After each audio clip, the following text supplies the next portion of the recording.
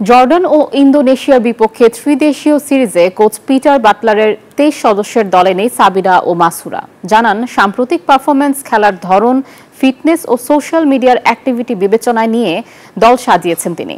সাবিনার career শেষের দিকে আর মাসুরাকে বাদ দিয়েছেন ফিটনেসের কারণে। ভুটানের লিগে পারফরম্যান্স বিবেচনায় রাখেন না পিটার।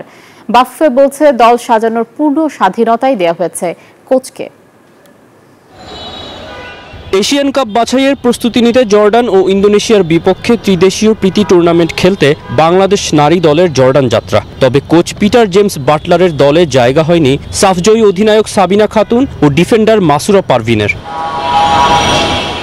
ব্রিটিশ কোচ জানান, খেলার ধরন, ফিটনেস, ডিসিপ্লিন আর সামাজিক যোগাযোগ মাধ্যমে কার্যক্রমের ভিত্তিতে 23 জনকে চূড়ান্ত করেছেন তিনি। পুরনো ঝামেলার রেশ থাকার বিষয়টি অস্বীকার করেছেন মিস্টার বাটলার। ভুটানের লিগে নাকি যে কেউ পারফর্ম করতে পারে।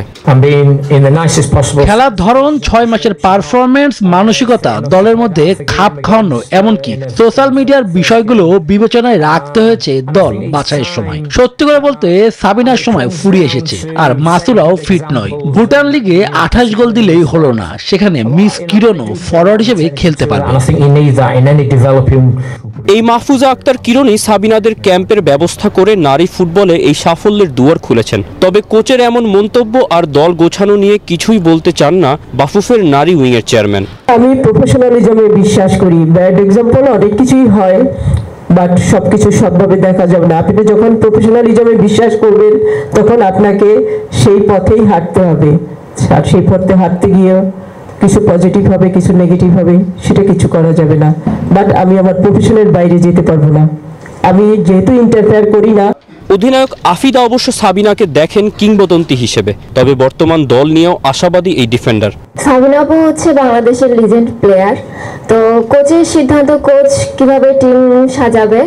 আর আমাদের টিমে অবশ্যই আছে ঋতুপর্ণা চাকমা আপু আছে, শামসুন্নাহার জুনিয়র আপু আছে, তৌর আপু আছে, মিডফিল্ডে মনিকা আপু, মারি আপু, তারা আছে। 31 মে ইন্দোনেশিয়া ও 3 জুন স্বাগতিক জর্ডানের বিপক্ষে লড়বে লাল সবুজরা। ম্যাচ দুটি হবে রাজধানী আম্মানের কিং আবদুল্লাহ স্টেডিয়ামে। তৌসিফুল হাসান, নিউজ 24, ঢাকা।